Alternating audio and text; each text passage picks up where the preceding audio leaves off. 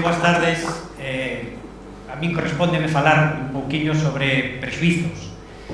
Un prexuizo, mirade, é un pensamento contaminado, é un pensamento en mal estado. E existen moitísimos prexuizos. Hoxe temos moi pouco tempo, de maneira que faremos unha pequena reflexión sobre un único pensamento errado.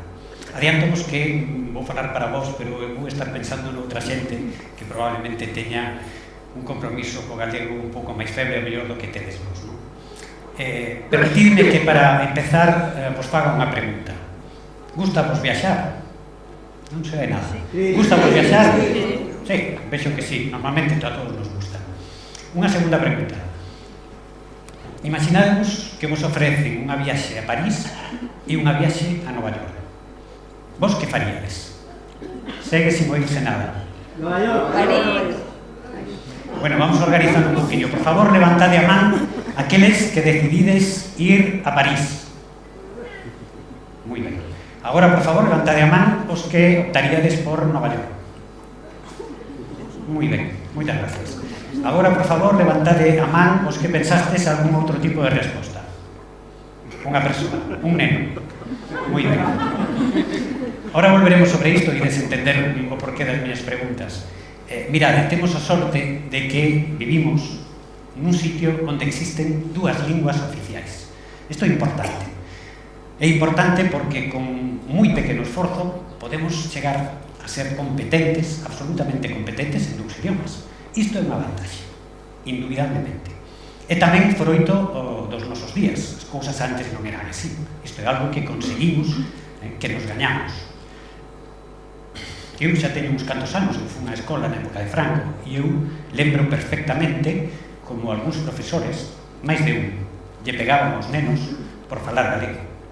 Isto vino eu, non mo contaron, é unha lembranza que eu teño, é unha experiencia miña. Claro, visto cos ollos de hoxendía, isto é algo que nos parece unha brutalidade intolerable, pero daquela, os nenos, vivíamos eso con moita normalidade. A escola era o reflexo dunha sociedade que reprimía o galego con violencia. Agora as cousas non son así, por fortuna. Os tempos cambiaron. Temos unhas leis, a Constitución, o Estatuto, a Lei de Normalización Lingüística, que amparan determinados dereitos. Hoxe en día, ningún galego pode ser violentado por escoller, falar ou usar oralmente ou por escrito a lingua oficial da súa preferencia. É dicir, as linguas oficializan unha opción. E iso está ben, ten que ser así, temos que ter esa liberdade, e é importante que exista. E sobre opcións, sobre escollas, é sobre o que eu quería reflexionar hoxe. Cando falo con nenos pequenos, fagolles unha pregunta moi parecida que vos fixen hai un momento, que lles pregunto, gustan vos os xeados? Normalmente a resposta é un sí abrumador, non? Os nenos son moito máis espontáneos que os maiores. Entón digo, imaginademos que vos ofrecen un xeado de chocolate e un xeado de vainilla. Vos que faríades? Non teño que facer, que non se oe, enseguida monto un rebullo de chocolate, chocolate, vainilla, vainilla. Teño que decir que iso é gañar o chocolate. Pero hai dous bandos. Cando falo con adultos cambio un pouquinho a tentación, e digolles, imaginade que vos ofrecen unha viaxe a París e unha viaxe a Nova York. Vos que faríades? E eu sei sempre, de antemán, cal vai ser a vosa resposta. E vos diredes, é imposible, porque vos escollimos unha cousa e outros outra. Non, eu o que sei é que ides escoller. E fixadevos que escoller non era necesario, por iso está aí posta a pregunta. Hai un no que normalmente non reparamos. Chocolate e vainilla. París e Nova York. Galego e castelán. É pouco intelixente escoller, quedarnos con 50% cando podemos obter 100%. E eu penso que os galegos, como povo, estamos cometendo unha grave equivocación. Estamos quedándonos só ca metade cando nos podíamos quedar con todo. Vou vos contar unha historia que me gusta moito e na que acostumbro pensar cando teño que escoller, ou cando supostamente teño que escoller. É unha historia moi interesante que di que se soe contar en un proceso de selección de personal. Neste caso era unha multinacional que buscaba cubrir o posto de un director de marketing dunha empresa. Era un posto de traballo moi ben remunerado, de maneira que se presentaron moitísimas persoas. fixeron un proceso selectivo bastante longo e case ao final quedaranlle solamente 4 candidatos, de maneira que o tribunal, para decidir a cal deses 4 candidatos lle daba o posto de traballo, decidiu someterlos o que se soe chamar un suposto práctico. Citáronos nun sitio, sentáronos nunha mesa e dixeronlle a eses 4 candidatos: imos vos contar unha historia e vos idesnos contar a vosa reacción, idesnos decir que faríades. En función do que vos nos contedes, nos elixiremos cal vai ser o futuro director de marketing desta empresa. E a historia que lle contaron foi a seguinte: imaginadevos que saídes do vosso traballo e regresades a casa. Regresades a casa conducindo o voso descapotable. Isto é importante porque os descapotables son coches que teñen 2 únicas prazas, a do conductor e a do acompañante. Ben, cando vides para casa conducindo o voso descapotable, pasades por unha parada de autobús e vedes que nese sitio hai 3 persoas que vos fan sinal de que vos deteñades. Parades e as 3 persoas vos piden o mesmo, que as levedes. A primeira das persoas é unha señora maior que necesita que a levedes urgentemente ao hospital porque se atopa mal. O segundo dos casos é o voso mellor amigo ou amiga que precisa que a levedes porque ten que amañar uns papéis. E o terceiro dos casos é un frechazo.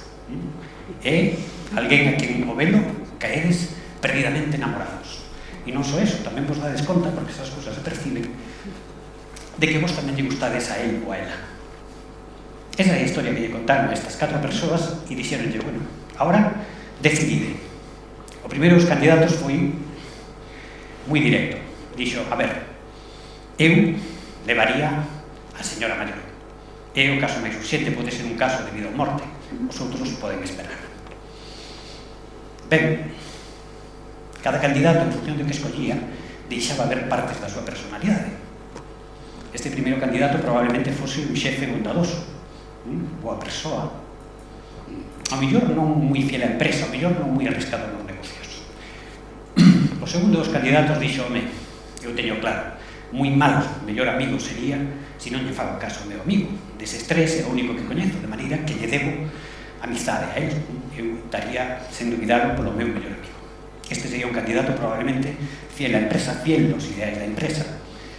O mellor non moi bondadoso, o mellor non moi emprendedor. O terceiro dos candidatos dixo: ben, cando se presenta unha oportunidade na vida hai que aproveitala, non se pode deixar pasar porque perderíamos. Eu teño moi claro que optaría por amor da miña vida. Estou seguro de que vos, que me estades escoitando xa, tedes máis ou menos clara cal sería a vosa opción, non? O importante que saibades é que o posto de traballo deronllo o último, o cuarto candidato. O cuarto candidato foi o que deu a resposta máis inteligente. E deu unha resposta moi lóxica, pero que non é moi evidente. Dixo: a ver, eu o que faría sería deixarle as chaves do coche ao meu mellor amigo para que levase a señora maior ao hospital e mentras esperaba por eles quedaríame co amor da miña vida. E isto é importante, porque moitas veces, cando temos 2 opcións, 2 posibilidades, sentímonos obrigados a escoller, cando moitas veces a mellor opción é non optar, é non escoller. De todas maneiras, escollemos durante a vida, escollemos moitas veces.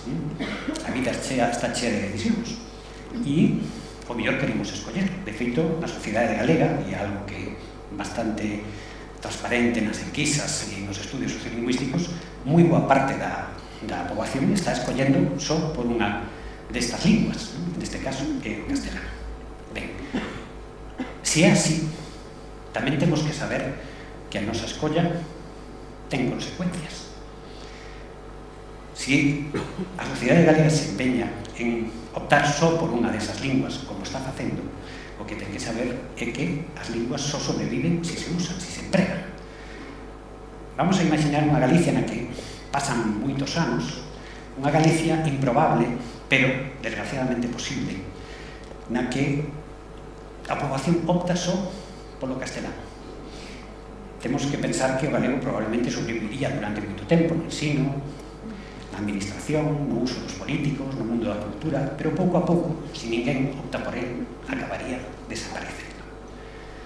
Isto é algo que esperemos que non pase, pero que pode pasar. Vamos a imaginar ese escenario. E agora hai unha pregunta obrigada. Isto gustaríanos? Hai tres respostas. Unha resposta é sí, sí que nos gustaría. Outra é non nos gustaría. E outra sería a min tanto me ten. E estou seguro que hai xente que se pode abonar a calquera desas tres respostas. Pero tamén estou convencido de que a inmensa maioría dos galegos ese escenario non nos gustaría. Non é só un convencemento meu. Todos os estudos sobre actitudes, todas as enquisas de opinión dan ese resultado.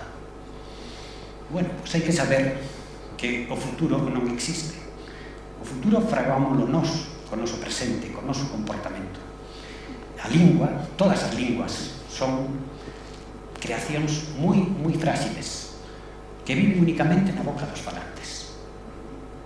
Se queremos que o galego siga existindo, temos que saber que depende exclusivamente de nós, de ti, de ti, de ti. De maneira que, cando te sintas obrigado a elixir ou cando te obriguen a elixir, por favor, escolle non escoller. Moitas gracias.